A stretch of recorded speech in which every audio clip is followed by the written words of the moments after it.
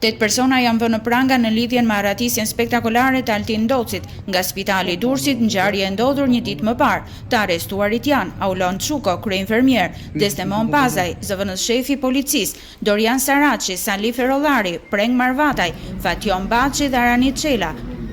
Të gjithë policë shoqërimi, si dhe Violeta Uka.